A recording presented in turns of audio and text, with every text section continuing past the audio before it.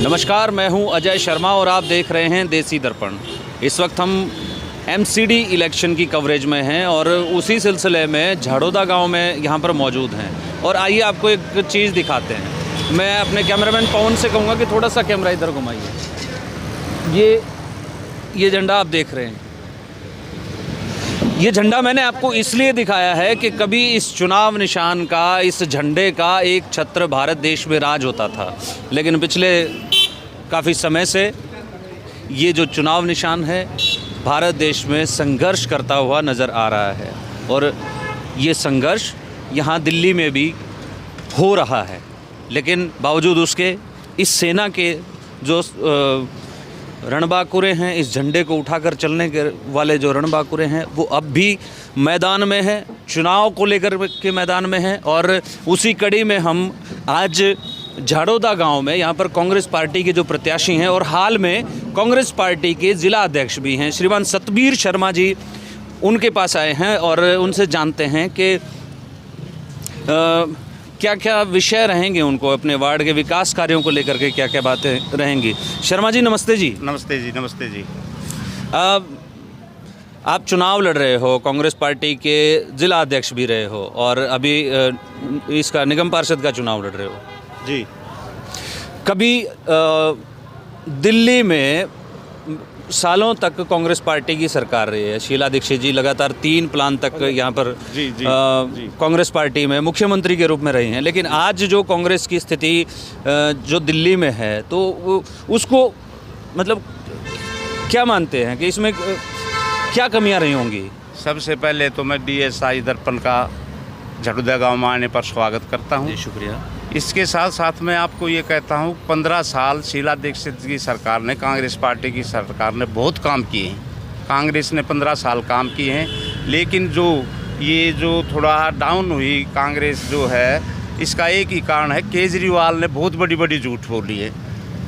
सबसे पहले तो उसने झूठ बोली कि भाई मैं राजनीति में बिल्कुल नहीं आऊँगा। फिर वो राजनीति में आ गया, फिर बोला कि भाई मेरे को कोई गाड़ी घोड़ा ना चाहिए, ना बिल्डिंग चाहिए। और उसने और झूठ जो बोली, अगर मैं सफाई कर्मचारियों जो कच्चे हैं उनको पक्का करूंगा, जो डीटीसी के कर्मचारी हैं उनको पक्का करूंगा, टीचरों को जो कच्चे हैं उनको पक्का करूंगा। लेकिन केजरीवाल ने एक भी सच नहीं बोली, ना कच्चे कर्मचारी सफाई के पक्के किए, ना नई भर्ती खोली, ना डीटीसी के जो है कच्चे कर्मचारी को पक्का किया।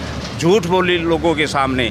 और एक बहुत बड़ा षड्यंत्र रचा, अगर भाई फ्री बिजली, फ्री पानी, ये झूठ बात है। कोई बिजली फ्री नहीं है, कुछ नहीं। लोगों की जो है ओल्ड पेंशन ख़त्म कर दी बुज़ुर्गों की, और विधवा पेंशन ख़त्म कर दी। और उन्हीं पैसों से, और सबसे बड़ी एक और कहता हूँ मैं, कल एक गुलाब सिंह MLA, उसकी पिटाई की है लोगों ने। हाँ बिल्कुल, वो कल की मतलब ब्रेकिंग न्यूज़ बनी हुई थी कि उनका जो विधायक है उसके बुरे तरीके से मतलब टिकट बेचने का उनके ऊपर आरोप लग रहा था, उनकी पिटाई हुई थी। पैसे इकट्ठे कर रहे हैं और उसी पैसों को, यहाँ के जो पैसे हैं जो यहाँ दिल्ली में लगाने थे, उनको पैसों से ही पंजाब में इलेक्शन लड़ लिया। जिस तरीके से केजरीवाल जी दूसरे राज्यों में जाकर के बात कर रहे हैं कि अगर आपको स्कूल देखने हैं तो दिल्ली में आइए, आपको अस्पताल देखने हैं तो दिल्ली में आइए, तो आप दिल्ली के वासी हैं और आप कह रहे हैं कि वो झूठ बोल रहे हैं। ये सच्चाई है कि उन्होंने एक भी स्कूल नहीं खोला, एक हॉस्पिटल नहीं खोला। कभी बोलता है मैं 500 स्कूल खोलूँगा, 500 हॉस्पिटल खोलूँगा। सब झूठ है। जो पुराने कांग्रेस पार्टी ने, शीला दीक्षित की सरकार ने जो स्कूल बनाए थे, हॉस्पिटल बनाए थे, उन्हीं को दिखा रहा है, उन्हीं पर लिपा पोती कर रहा है झूठी। कोई भी स्कूल नहीं बना है। आपके जो पूर्व राष्ट्रीय अध्यक्ष रहे, या हम तो कहते हैं कांग्रेस पार्टी के सुप्रीमो हैं एक तरीके से, श्रीमान राहुल गांधी जी, पिछले काफ़ी समय से भारत जोड़ो यात्रा पर निकले हुए हैं। तो उस भारत जोड़ो यात्रा को आप दिल्ली चुनाव से कैसे जोड़कर देखते रहे? मैं ये कहना चाहता हूँ, सबसे पहले सोचने वाली बात है कि राहुल गांधी जो है भारत जोड़ो यात्रा पर क्यों निकले हैं। इसका एक ही कारण है कि बीजेपी ने और केजरीवाल ने नफरत की जो है पौध लगा दी है, नफरत फैला दी है पूरे देश के अंदर। उस नफरत को दूर करने के लिए वो भारत जोड़ो यात्रा कर रहे हैं। आप देखिए 36 बरादरी के सभी धर्मों के लोग जो हैं उनसे मिल रहे हैं। और बीजेपी ने, मोदी ने तो हिंदू मुसलमान इसके सिवा कुछ नहीं किया, बल्कि ये नफरत फैला दी। देखो, हम सभी धर्मों का देश है जी। ये। सभी धर्मों के लोगों ने इस देश को आज़ाद करवाया है और सभी धर्मों के लोगों से ही काम चलता है देश का। देश का विकास जब होगा जब हम सब मिलके देश का काम करेंगे, विकास करेंगे, तभी विकास होगा। सब मिलके काम करेंगे। बिल्कुल, मतलब आपकी पार्टी जो है कांग्रेस पार्टी है वो धर्मनिरपेक्षता की पक्षधर है, धर्मनिरपेक्ष राष्ट्र चाहती है। आप यहाँ से चुनाव लड़ रहे हैं, वार्ड नंबर 127 से चुनाव लड़ रहे हैं, कांग्रेस पार्टी के कैंडिडेट भी हैं, तो आपके विशेषकर मान लीजिए आपको पार्षद बन जाते हैं तो आपके क्या कार्य रहेंगे, मतलब जो प्राथमिकताएं क्या रहेंगी अपने वार्ड के लिए? सबसे बड़ा तो मेरा कार्य होगा जी, मैं 36 बिरादरी को साथ लेकर चलूँगा और जो ये सफाई कर्मचारी कच्चे हैं उनको पक्का करवाऊँगा, नई भर्ती करवाऊँगा, शिक्षकों की भर्ती करवाऊँगा और जो डीटीसी में कर्मचारी हैं उनको भी पक्का करवाऊँगा।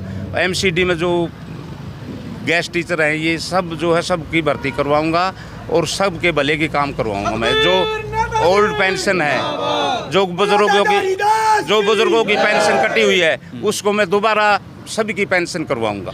आपने एक बड़ी मतलब एक विचित्र सी बात यहाँ पर बताई है कि दिल्ली में बुजुर्गों का जो सम्मान भत्ता था उसको बंद कर दिया और दूसरी तरफ केजरीवाल जी कहते हैं कि मैं अपनी दिल्ली में फ्री पानी उपलब्ध करवाऊंगा, फ्री बिजली उपलब्ध करवाऊंगा, लेकिन जो बुजुर्गों का सम्मान भत्ता है दूसरी तरफ से उसको बंद कर दिया।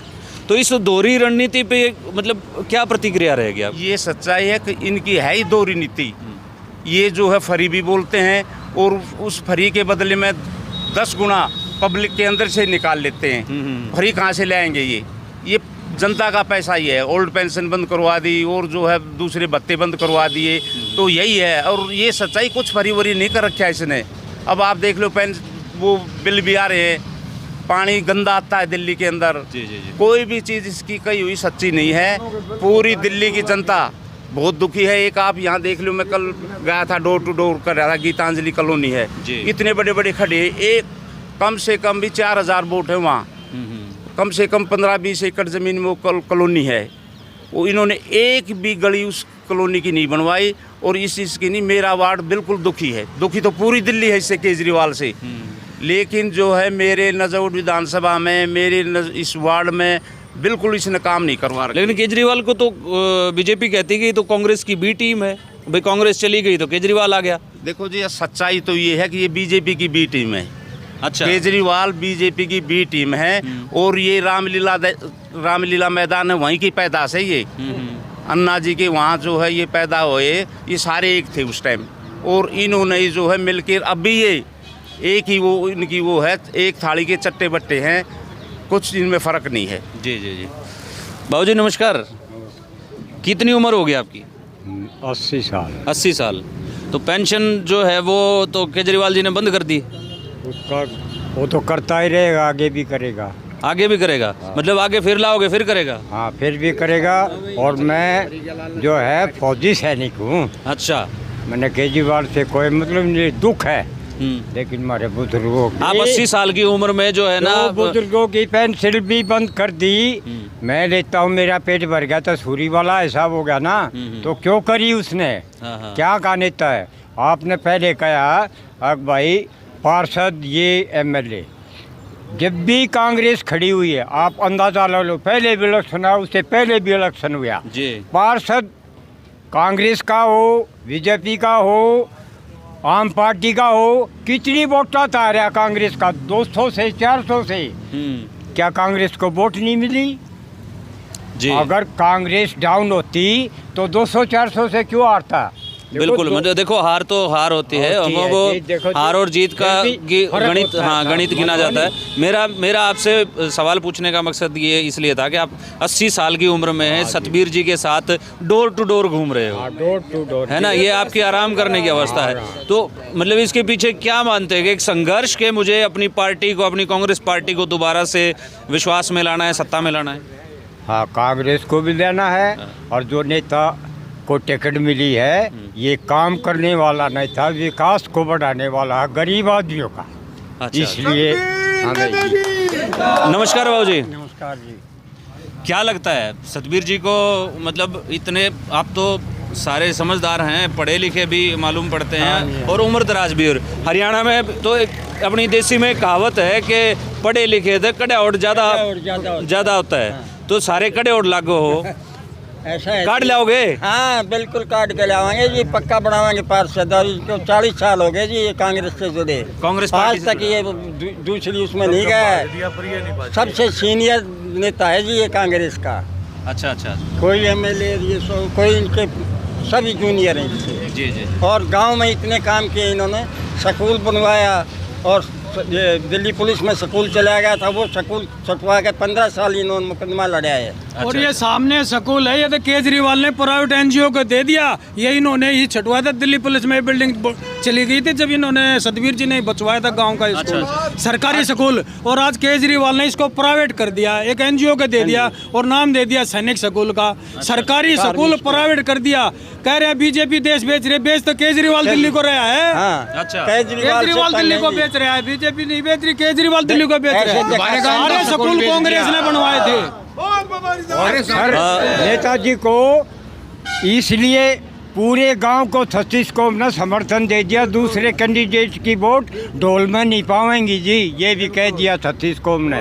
बहुत बढ़िया। और ये तो गांव में अक्सर होता है कि आपके गांव का कैंडिडेट होगा, और वैसे भी झाड़ोदा गांव काफी बड़ा गांव है ना, तो एक उम्मीद मानते हैं कि भाई अच्छा खासा वोट बैंक लेके शहर की तरफ चलेंगे। जी जी बताइए। हमारा एक ऐतिहासिक गांव है झड़ौदा, हम अपने नेता की ऐतिहासिक जीत करके दिखाएंगे।